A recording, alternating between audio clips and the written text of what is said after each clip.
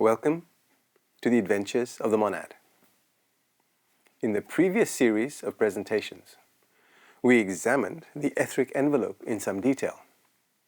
In those presentations, a description of the Kundalini was given, with special reference to the etheric body and its chakras. Let us quickly remind ourselves what we learnt. The three known forces which emanate from the Logos are 1. Fohat, which shows itself as electricity, heat, light, motion, etc. 2. Prana, which shows itself as vitality. 3. Kundalini, which is also known as the serpent fire.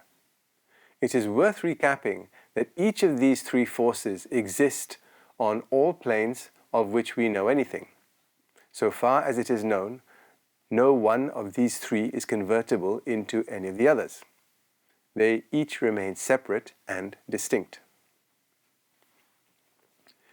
Kundalini is called the voice of silence, the fiery power, and the world's mother.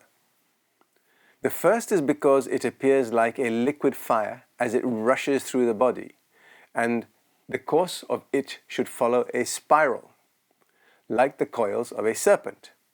It is called the world's mother because through it our various vehicles may be vivified, so that the higher worlds may be opened before us in succession. This is mentioned in passing lest we forget that Kundalini is a force that is linked to all the envelopes, and regarding the emotional envelope, there are going to be triggers that pass into the physical etheric complex that are going to ignite its energy. Beyond this, we need not go into further discussion. So we are going to turn our attentions to thought forms. The mental and the emotional bodies are those chiefly concerned with the production of what are called thought forms. The term thought form is not wholly accurate because the form produced may be composed of mental matter, but in the vast majority of cases, both emotional and mental matter are involved. Although in this series of presentations, we are dealing primarily with the emotional and not with the mental body, thought forms, as just said, are in a vast majority of cases both emotional and mental. In order, therefore, to make the subject intelligible, it is necessary to deal with the mental as well as the emotional aspects of the subject.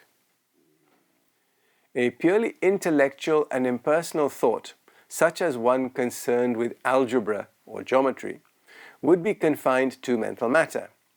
On the other hand, if the thought has in it something of a selfish or personal desire, it will draw around itself emotional matter in addition to the mental.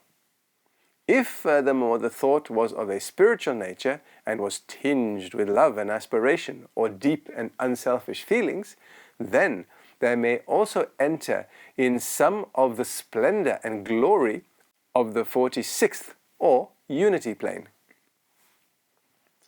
As a basic definition, it is stated that every definite thought produces two effects. First, a radiating vibration. Second, a floating form. The vibration set up and radiating from the mental body is accompanied by a play of color, which has been described as like that in the spray of a waterfall as the sunlight strikes it. This is no ordinary color. This color is raised to the nth degree of color and vivid delicacy. This radiating vibration tends to reproduce its rate of motion in any mental body on which it may impact. In other words, it produces thoughts of the same type as those from which the vibration originated. It should be noted that the radiating vibration carries not the subject of the thought, but its character. Thus, the waves of thought emotions radiating from a Hindu sitting wrapped in the devotion of Sri Krishna would tend to stimulate devotional feelings in anyone who came under its influence, not necessarily towards Sri Krishna, but in the case of a Christian, to the Christ, in the case of a Buddhist, to the Lord Buddha, and so on. The power of vibration to produce such effects depends principally upon the clarity and definition of the thought emotion, as well as upon the amount of force put into it. These radiating vibrations become less effective in proportion to the distance from their source, though it is probable that the vibration is proportional to the cube of the distance instead of, as with gravitation and other physical forces, to the square, because of the additional fourth dimension involved. The distance to which a thought wave can radiate effectively also depends upon the opposition with which it meets. Waves in the lower part of emotional matter are usually soon deflected or overwhelmed by a multitude of other vibrations at the same level, just as a soft sound is drowned in the roar of a city.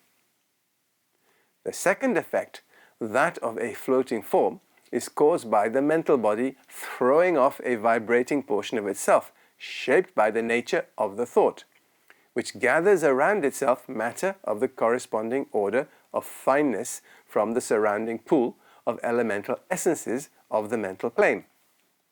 This is a thought form pure and simple, being composed of mental matter only.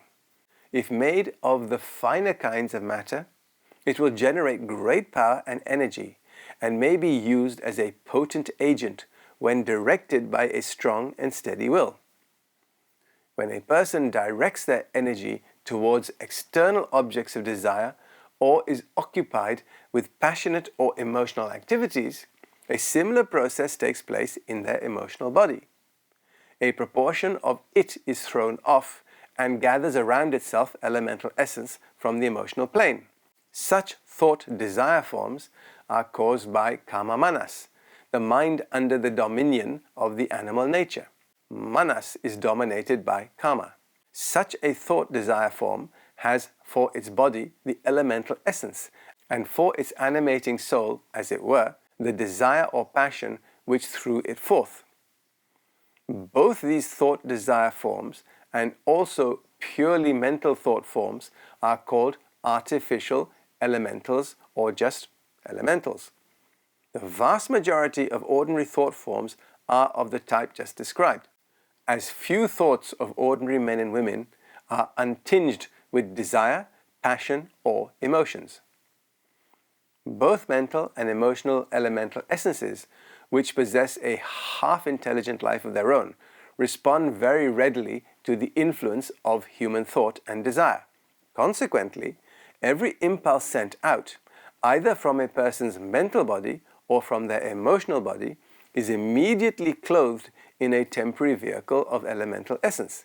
These artificial elementals thus become, for the time, a kind of living creature, entities of intense activity animated by the one idea that generated them. They are often mistaken by untrained psychics or clairvoyants for real living entities. Why are these elemental essences thought of as being semi-intelligent? Because they are composed of secondary matter and are passively conscious. They are not able to imitate activities as can tertiary matter, but only faithfully respond to the stimuli they receive from outside and project the will of the transmitter. However, they are life forms of their own and desire more of what you give them, and in this way act as a magnet or focus for your attention on them and the energies they represent.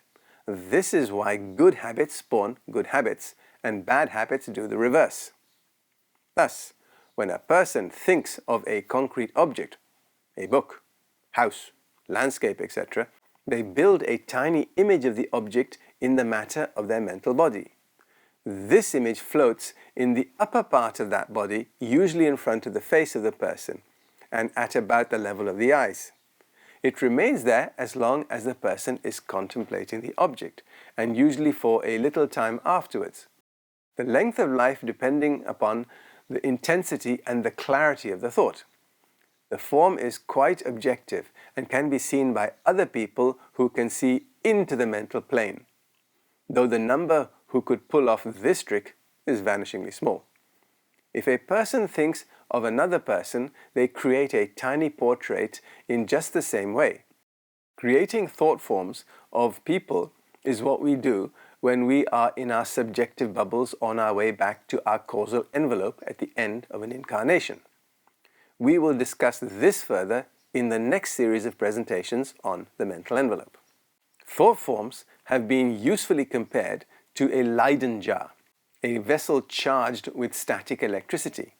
In this example, the jar itself corresponds to the elemental essence, and the electric charge to the thought emotion. Just as the Leyden jar, when it touches another object, discharges its stored electricity into that object, so does an artificial elemental when it strikes a mental or emotional body, discharging its stored mental and emotional energy into that body. Think about this. It means your thoughts and emotions carry karmic consequences with them. A negative thought in your mind could be a murder in the mental world. The principles which underlie the production of all thought-emotion forms are: 1. Color is determined by the quality of the thought or emotion.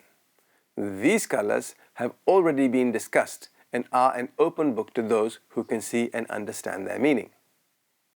2. Form is determined by the nature of the thought or emotion. It is interesting to think of a thought, which to us is subjective, as a shape, not just an abstract idea. In both the emotional and mental planes, our thoughts and emotions are living objects, just as described. 3. Clearness of the outline is determined by the definite intensity of the thought or emotion. Think of this as trying to get your camera lens to focus on an object. The life period of a thought form depends upon 1. Its initial intensity, and 2. The energy afterwards supplied to it by a repetition of the thought, either by the generator or by others. Its life may be continually reinforced by this repetition, a thought which is brooded over, acquiring a greater stability of form. So again, thought forms of a similar character are attracted to and mutually strengthen each other, making a form of great energy and intensity. Welcome to the egregore. Furthermore, such a thought form appears to possess an instinctive desire to prolong its life and will react to its creator, tending to evoke from them a renewal of the feeling which created it. It will react in a similar, though not so perfect manner, to any others with whom it may come into contact. We have looked at the basic structure and mechanism of a thought form. In the next presentation, we will look into the component parts of these thought forms. Thank you.